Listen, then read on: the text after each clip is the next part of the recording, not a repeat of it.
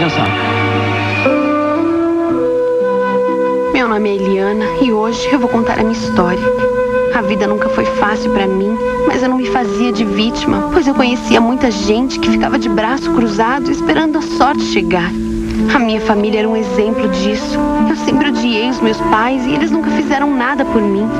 Eu sempre fui inteligente e vim para uma cidade grande, disposta a vencer na vida.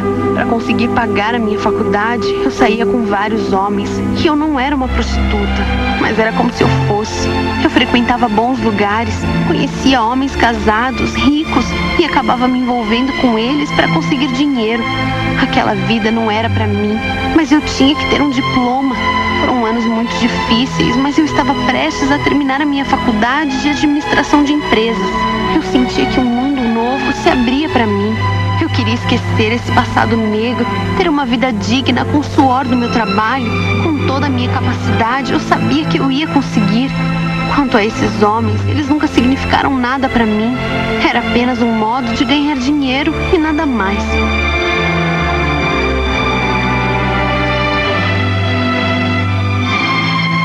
E assim que eu peguei o meu diploma, eu saí na batalha por um emprego.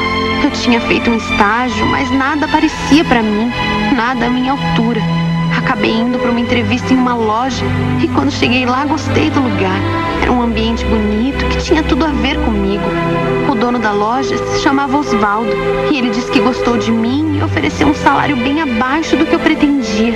Ele falou que eu teria chances de crescer, mas que no momento não poderia me pagar mais. Ele tinha 4 lojas e disse que começou do zero. Tudo que conseguiu foi com um trabalho honesto. Eu fiz uma contraproposta, mas ele não aceitou. Eu estava indecisa. Por um lado, eu tinha que começar. O meu dinheiro estava acabando, eu pagava aluguel e não podia me dar ao luxo de ficar esperando um emprego perfeito. Era isso, ou eu teria que voltar para aquela vida de antes, correr atrás dos homens e ter que usar o meu corpo para conseguir as coisas que eu precisava. Coisa que eu não queria mais. Eu ia começar como gerente, era um bom começo, mesmo com um salário baixo. Eu decidi aceitar a empreitada, aquele emprego que iria me levar ao topo. Eu tinha certeza que isso era só o começo da minha ascensão.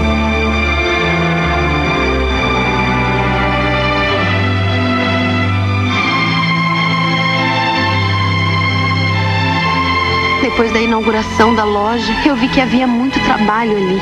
Bem mais do que eu poderia imaginar. Eu me dedicava com afinco, mas eu não via resultados e isso estava me desanimando. Eu queria comprar um carro, ter o meu apartamento em um bairro bom, mas tudo isso estava ficando cada vez mais longe. Eu comecei a perceber que tudo isso de trabalho honesto era uma grande bobagem. Eu precisava era de uma oportunidade e não importava o que fosse preciso fazer. Eu tinha que sair daquela lama. A esposa do dono sempre aparecia, a Maria. Ela era simpática e sempre estava disposta a me ajudar. Via-se que ela e o marido formavam um daqueles casais felizes que até irritavam. O Edson era o contador das lojas do Osvaldo. Estava sempre por perto e era o melhor amigo dele. Eu comecei a achar que ele pudesse ser um bom partido. Era um homem interessante, tinha um carro bonito e eu comecei a me aproximar dele. Na maior parte do tempo eu me fazia de santinha para todos eles. Dizia que minha vida era muito difícil, na esperança de ter um aumento, mas eles não me falavam nada sobre isso. Umas 2 vezes por semana o meu chefe aparecia para supervisionar as atividades da loja, saber como as coisas estavam andando. Ele sempre vinha junto com o Edson e eu comecei a ficar mais amiga dele, queria me aproximar para tirar algum proveito. Depois daquela conversa reveladora, eu decidi que o Osvaldo seria minha vítima. Eu acho que esse negócio dele ser fiel e nunca ter traído serviu meio como um desafio para mim. Eu confiava no meu taco, sempre seduzi todos os homens que eu desejei.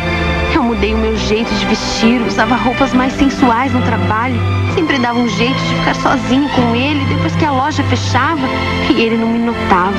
Eu não sei, era estranho o jeito dele. Eu me insinuava e ele não dava nenhum sinal. Algumas vezes eu reparei que ele ficava meio nervoso e eu decidi ser mais incisiva. Ele não tinha olhos para mim. Quem via aquele homem não dava nada. Ele tinha tanto dinheiro e me pagava uma mixaria. Como era possível? Uma vez eu vi um extrato da conta dele em cima da mesa. Realmente, com aquele saldo, o meu olho cresceu. Ele era o tipo matuto, sabe? Gente simples, meio ignorante, sem estudo, que ficou rico de repente. Pois é, esse tipo de homem era a presa ideal para eu poder realizar um plano que eu tinha há muito tempo. Só faltava encontrar a pessoa certa e eu tinha encontrado. Conforme os dias foram se passando, eu via que ele ia ficando cada vez mais nervoso quando estávamos a sós, mas nada de tomar uma atitude.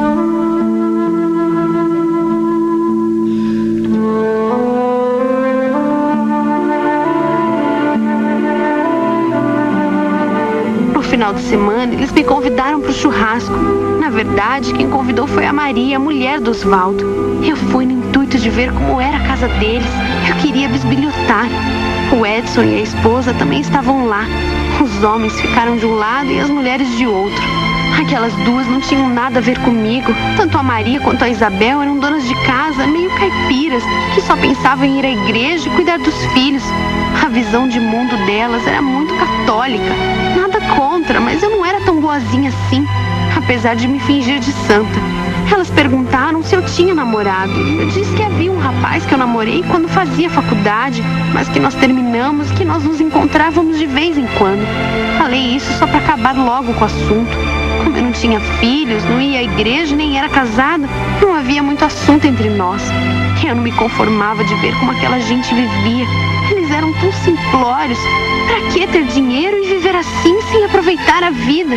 Eu perguntei se eles já tinham ido para o exterior e ela disse que não. Enquanto a gente falava, eu notava que o Osvaldo dava umas olhadas para mim meio sem graça. Eu comecei a achar que ele estava começando a cair na rede.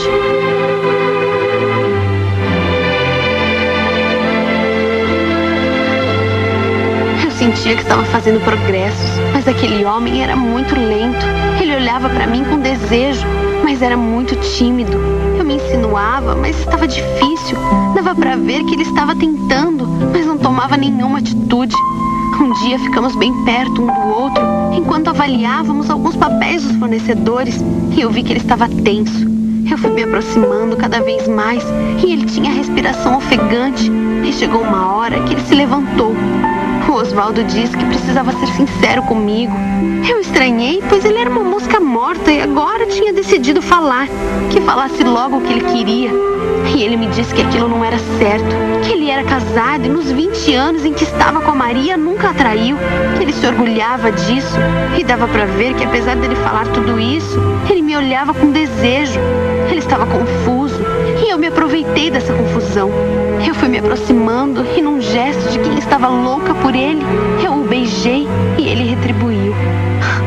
Louca por ele, até parece. O homem tinha um fogo que me surpreendeu e tudo aconteceu ali mesmo.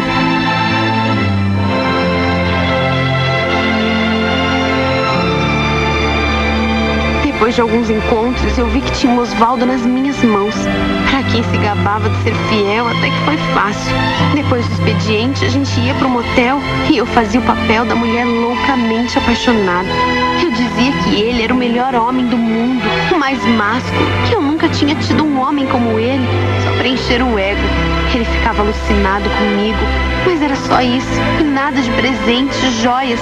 Ele não tinha esses roupantes de demonstrar o seu amor.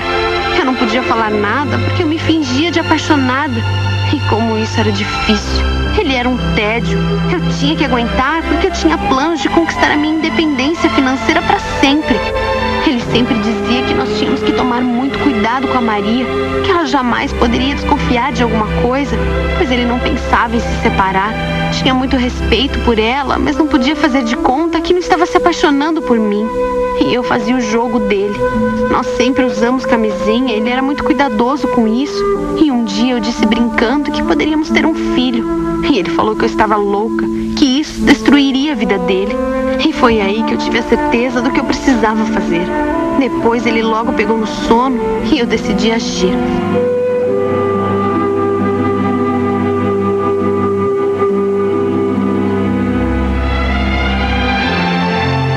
Quando eu anunciei para o Osvaldo que eu estava esperando um filho dele, Ele achou que era brincadeira. Depois achou que eu poderia estar enganada.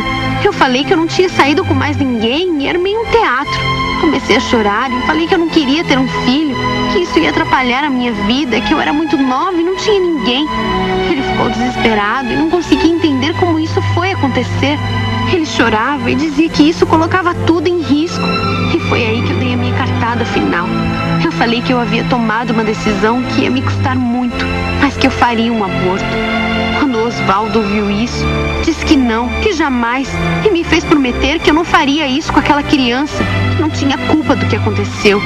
Ele era totalmente contra o aborto e disse que nós daríamos um jeito.